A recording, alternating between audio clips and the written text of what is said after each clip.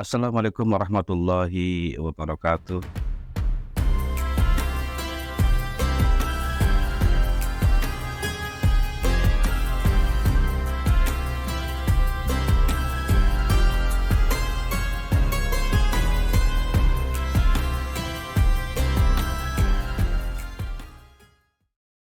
Para pemirsa lensa hitam dimanapun berada, harapan saya semoga semuanya sehat walafiat dan Allah memberikan limpahkan rahmat berkahnya buat kita semua. Semoga semuanya sehat, semuanya sukses, lancar dalam usahanya. Amin ya rabbal alamin. Para pemirsa lensa hitam yang berbahagia, Allah Subhanahu wa taala berfirman dalam Al-Qur'an surah Al-Mujadalah ayat 11. A'udzubillahi minasyaitonir rajim. Bismillahirrahmanirrahim. Yarfa'illahu alladhina amanu minkum walladzina utul ilma darajat. Wallahu bima ta'maluna khabir. Yang artinya Allah meninggikan derajat bagi orang-orang yang beriman dan orang yang memiliki ilmu. Berapa derajat tuh dimuliakan oleh Allah Subhanahu wa taala.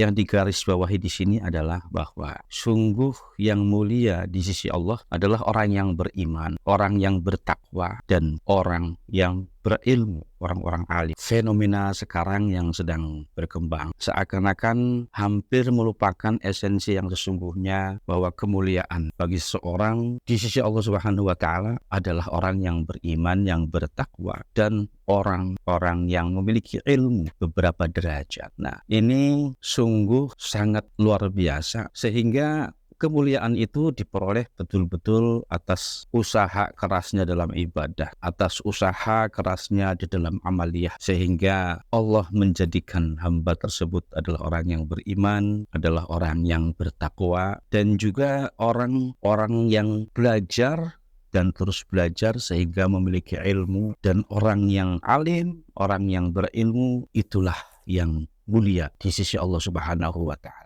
Inna akramakum indallahi atqakum. Ini menjawab hal yang mungkin saat ini sedang dalam perbincangan yang sangat ramai. Jadi terlepas dari masalah terah, keturunan, nasab, dan segala macamnya, bahwa Allah menjamin kemuliaan itu mutlak karena ketakwaannya dan karena kealiman. Sehingga pentingnya untuk mencapai kemuliaan di sisi Allah, baik itu melalui keimanan dan ketakwaan, dan juga melalui alim atau penguasaan ilmu, sehingga dituntut bagi setiap hamba untuk bisa meningkatkan kualitas keimanan dan ketakwaan, dan juga meningkatkan kualitas tentang keilmuan. Antara ketakwaan dan ilmu ini tidak bisa dipisahkan, karena sesungguhnya ketakwaan pun juga melalui proses ilmu atau belajar. Dengan proses belajar, terus belajar sampai betul-betul faham dan banyak ilmu pengetahuan yang diperolehnya, insya Allah adalah kemudian menjadi dasar untuk menjadi yang beriman dan bertakwa. Namun ada satu hal yang tidak boleh dilupakan, bahwa sesungguhnya ketakwaan dan keimanan serta tingginya keilmuan itu harus dibarengi dengan akhlak, budi pekerti, etika, dan sopan santun. Mengapa? Karena innama bu'istu liutammima makarimal akhlak. Sesungguhnya diutusnya Rasulullah SAW, muaranya, puncaknya adalah demi untuk kemuliaan akhlak. Perjalanannya menuju kemuliaan akhlak itu oleh proses itu tadi, belajar sampai alim, mencapai keimanan dan ketakwaan. Tetapi sungguh sesuatu yang harus diperoleh dari semuanya itu harus pada akhlakul karimah, kemuliaan budi pekerti, kemuliaan sikap, baik itu ucapan, gerak langkah, termasuk adalah kemuliaan sopan santun terhadap sesama, sopan santun terhadap makhluk yang lain, agar tatanan itu bisa berjalan dengan baik. Semuanya proses pergaulan juga baik, diatur, ditata, agar kita berakhlak kepada Allah, kita berakhlak kepada sesama manusia, dan juga kita berakhlak kepada makhluk lain, termasuk alam semesta ini yang meliputi bumi, tanaman, dan lain sebagainya, termasuk makhluk-makhluk hidup yang menyertai. Yang diharapkan adalah seperti itu. Ketika sudah mencapai seperti itu, maka tatanan kehidupan itu akan berjalan harmonis. Tatanannya akan berjalan dengan aman, damai, karena kita juga bersikap baik kepada sesama manusia, dan kita juga bersikap dengan baik melaksanakan tugas sebagai hamba beribadah kepada Allah, tentunya tahu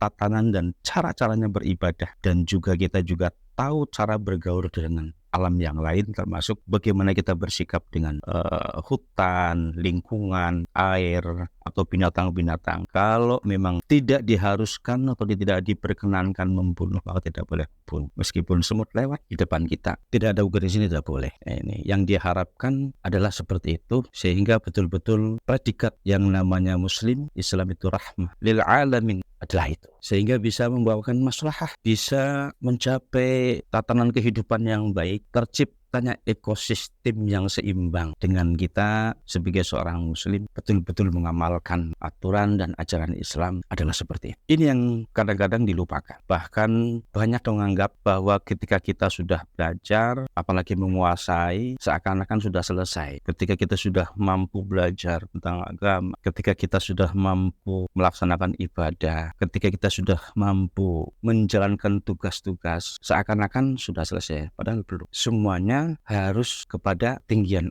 makarim. Akhlak itu adalah etika, sopan santun, perilaku yang baik, sehingga bisa membawa maslahah, membawa kebaikan, sehingga terjadi keseimbangan ekosistem. Ini yang diharapkan. Islam menata sehingga disebut rahmatan lil alamin adalah seperti ketika orang Islam kemudian dia bisa melaksanakan rahmatan lil alamin, sesungguhnya sudah mencapai kepada apa yang diharapkan, apa yang diinginkan oleh Islam sendiri. Pastinya karena kita ada akhlak yang baik, membawa maslahah, ketika ada yang membutuhkan pasti dibantu. Bentuk apapun, materi, bantuan tenaga, dan segala macam. Termasuk juga terhadap alam semesta yang ada sekitarnya kita. Nggak tentunya sembarangan merusak alam semesta. Karena betul-betul kita harus bisa memberikan maslahah, memberikan kebaikan, keseimbangan pada lingkungan, baik lingkungan masyarakat, lingkungan sekitar, dan alam semesta. Itu yang diharap sesungguhnya menjadi rahmatan lil alamin.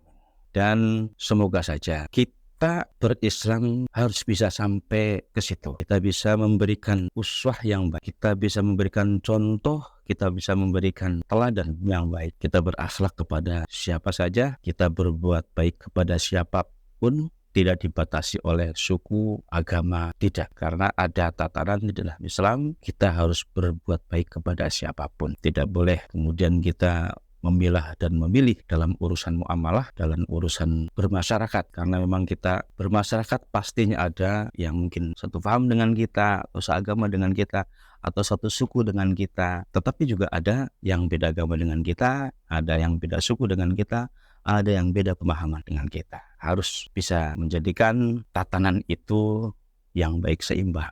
Barangkali mungkin itu.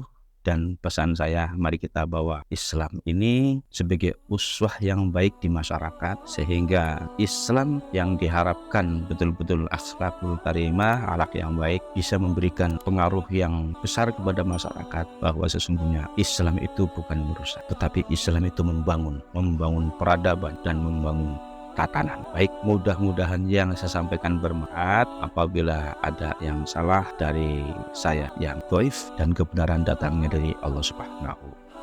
Demikian, wallahul muwaffiq ila aqwamit thoriq. Wassalamualaikum warahmatullahi wabarakatuh.